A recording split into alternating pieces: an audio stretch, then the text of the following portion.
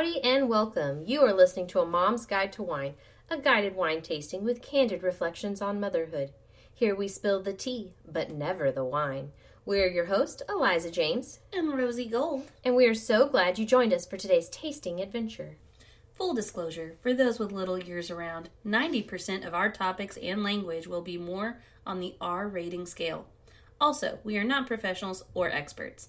We are simply sharing our experiences and including some Google searches for support. We are amateur wine enthusiasts and professional moms. That is our skill set. But first, the wine. And today's wine is from, and I'm hoping I pronounce this. I went back and forth with how to pronounce this. I'm going with Honig. Oh, I was going to say Honig. Honig? I don't know. Honig? I feel like Honig. I don't know. I apologize in advance, but it is Sauvignon Blanc. There we go. From the Honig Vineyard and Winery in Rutherford, California, since we're doing California wines.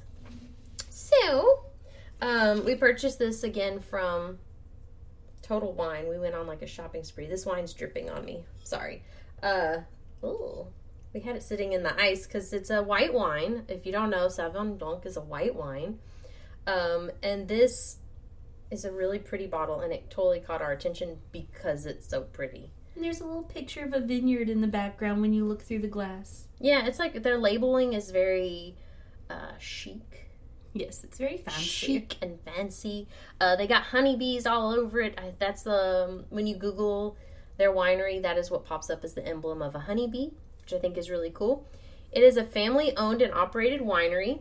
They are committed to preserving and improving the environment and minimizing their impact on the planet. They are certified as part of California's Sustainable Wine Growing Alliance and Fish-Friendly Farming. I don't know what fish-friendly farming is, but I am assuming it has to do with, like, using less water. Yeah, they're probably purifying their water utilizing fish. Well, so they also don't put the foil wrappings on their bottles because they're trying to reduce pollution, which I thought was kind of a nice touch because we know how I feel about the foil. It's stupid. It is stupid. It's so pointless. They just have a really pretty clear glass bottle. I got my little bunny ear ones. I had to charge my electric one. I used it and didn't put it back on the charger. It's not very effective. It's not effective if it's electric and it doesn't have any power. My bad. It's okay. The little man corkscrew thing. Yeah, I like my little bunny ears. I mean, they work. So we'll get this open. Hey! Huzzah! I was going to say mazel tov. Me close enough. So, Louis Honig purchased a 68-acre ranch back in 1964. And from there, they planted the Sauvignon Blanc and Cabernet Sauvignon grapes. So, I also learned that there's 2 different types of Sauvignon grapes I didn't notice. Here's the cork. Maybe it'll go back in it. Maybe not. Yeah. Definitely not. It's not going back in. We'll put it back on ice, though. So, and they began producing wine in 1980, and in 1984, at 22 years old, Michael Honig took over the management. And what started out as a small garage business is now a successful family enterprise. Reservations are required for tasting and tours, but their place looks super nice. Like online, the pictures are just gorgeous. So I would go there if I went to California, personally.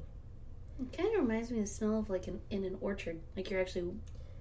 Yeah, so they said that we should get bright, inviting floral, pear, and citrus aromas.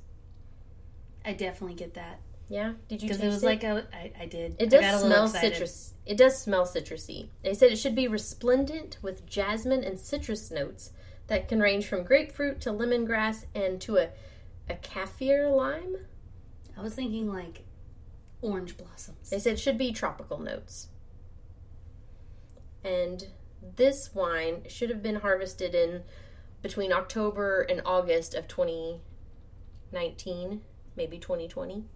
It's very soft on the tongue. Like, I don't feel any bite from the alcohol. I would have to agree. Like, it's a very super smooth. Soft. Yeah. I like soft. I like that term soft. Yeah. It is. It's very soft. Yeah, I like it. And it does. It kind of feels floral. And I can definitely smell citrus, like when I taste smell pear. it.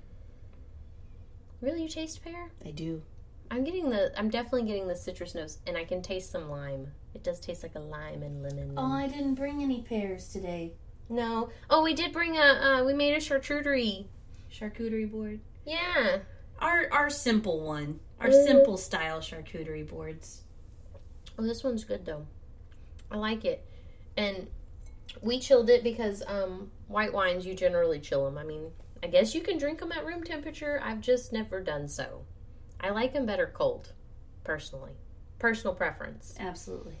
But I guess if you're desperate, drink it hot.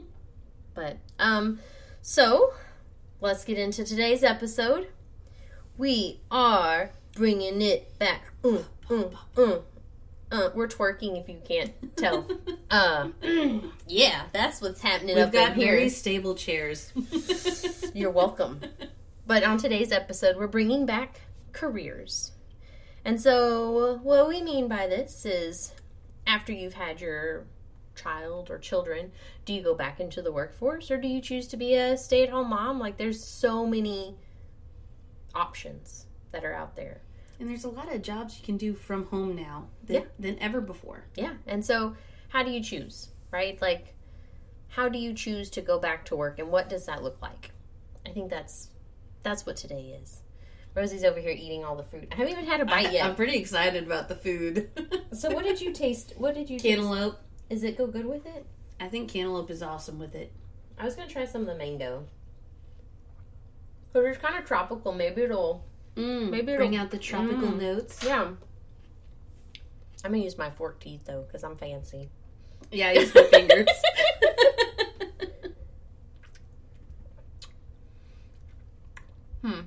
Ooh. I don't think I like the mango with it at all. I didn't like the cantaloupe with it. We might need to revisit this. Maybe the cheeses will go better. Yeah, we should probably go with the cheese. Well, that was interesting. All the pear and honey disappeared. And sweetness that was there before. This is why they say you should cleanse your palate. Yeah. Huh. Well, we're not going to do that again. Oh, wait. So, going back to work versus staying home and raising your family, right? Those are, for whatever reason, those are like some of the hardest decisions women have to make. It's not a decision that men generally have to make. It's a decision that women have to make. It is becoming more and more common, though, so there is that. And I think it has a great deal of presence of how much someone is making in the household. So one individual over another. Mm-hmm. I feel like whoever is making more tends to be the one who is going to end up sticking it out and go back to work quickly. Mm-hmm. That's a good point, because, I mean, incomes matter, and I feel like everything is just getting, 20 times more expensive. I mean, eggs are ridiculous. Thank God for chickens. Other than them sounding like screaming children outside. Yeah, they're not currently screaming, but before we recorded, they were totally screaming, and we're like, why do they sound like children? But, that's something you have to consider is, can you survive on a one-person income? I know... There's not many places you can anymore. Right, it's so difficult. To be comfortable, I feel like most people, both parties have to work in some aspect. Maybe both aren't working full-time, but everybody that feel like is working. You have to make more than the amount of childcare costs. Right, and that's a big deal, because if childcare costs more than your income, yeah, there's not a whole lot of point in going. And so you kind of have to choose a career that's going to fit your schedule, right?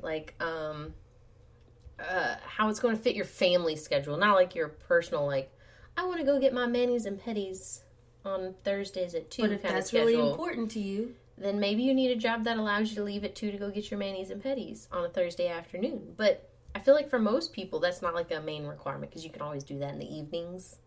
But that fits your family lifestyle schedule. Are you going to be working weekends? Are you going to have to work holidays?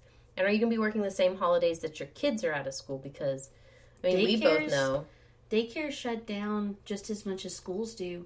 And I was just talking about how spring break is around the corner. And we are shut down for 3 days. Are y'all shut down for 1 day? We're only shut down for 1 day. See, mine's shut down for 3 days. So not fair. But, every single business is different when they're closed. And if your significant isn't available to take off that time, are you able to take off, 20 days a year? Mm-hmm. That's a lot of time. That's what I have to do. And the only way I was able to do that is because I've been with my job for 6 years. Mm-hmm. But I take off almost every holiday. Yeah. So.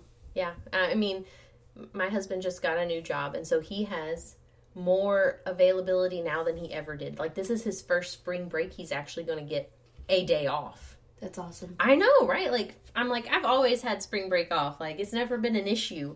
But this is the first time he gets to be off. And so that was kind of nice. But that matters, right? Does it fit your schedule? And are you going to go back to work full-time, part-time? And what did those schedules look like? How long are you going to be off? And how long are you going to be off? Is it paid time off from your current job? Are you going to have to switch careers after? Mm-hmm. Are they not going to hold your position while you're gone? Mm-hmm. Those are all questions that come up. Yeah, because some places don't offer like FMLA and short-term disability because they don't have to. They don't have enough employees. It's not a federal or state requirement. And so then some companies offer 4 months. I have a friend that said that Wayfair offers, I think, 4 months off for maternity leave. Wow. That's more than we get. I know. That's what I was saying. Dang. I only got 9 weeks because I split time with my husband. Yes. I had to give him some time to be at home with us, so I got 9 weeks instead of 12. That's still pretty good. But it's still pretty good. It's much better than the first two. It's not as good as UK, but, we're getting there, right? Like, I feel like every year we get better about having more options for women to be at home and allowing us to be moms and have careers without the guilt that comes with it. Yes. Because usually I feel like you're picking one versus the other. Like, either you're a mom or you work. And that's just such an emotional roller coaster every day. Uh-huh. Yeah. Like, who wants to be stuck in that role and feeling guilty 24/7? Like, it's awful. Like, I don't like it. Example, my wee one was sick and I had to leave work and I felt terrible because I was already taking off early because I was going to go out of town for the weekend. And I was like, I have to go tell my boss, sorry, dude, I know I've only been here 2 hours, but I totally have to go home now because the daycare called because little one is not eating and that's not like him. And they checked his temperature and it's a 101. And so you have that emotional struggle of, I have to go take care of my child immediately. And then you have that job struggle of feeling guilty you're not doing the best you can. Yeah, I'm not reaching my potential. I know I'm a damn good employee. So why am I not? I feel like I'm not proving it in that point. And so I hate that. My hardest thing was the guilt of not being there for my kiddo 24/7. Mm-hmm. And I've thought about quitting on multiple occasions because I have mentioned that my kiddo has had some struggles with different little behaviors and things that, if at home wouldn't be too big of a deal. But at daycare, you have to be much more conscientious of everyone that's involved. And so I had to leave, rush, go get him, take him home.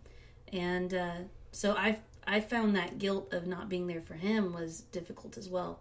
Yeah, and returning to the workforce after having a baby puts so much emotional guilt on you, right? Because you've been there with them. Yes. You're sending this teeny tiny infant off. Especially if it's your first one ever. Oh my goodness. It's so much more difficult with your first one. It's just super emotional. Those instincts hit hard. Your lizard brain takes over. It does. It's like, no, I have to be there for my child. Yeah. So if you have a job that you're returning to and they allow it, most jobs do. I've heard of very few that don't allow personal items in your work area. But set up your workstation, family photos. Oh my gosh, if y'all were to see my little, I call mine a cubicle space. It is an office, but it's divided in half by a cubicle wall. Because I do share it with somebody else, so we get semi-privacy. But my whole wall is completely decked out I got all my cows everywhere, which if you see our pictures and there's lots of cows, you're welcome. Because that's totally me. My favorite's chickens and goats.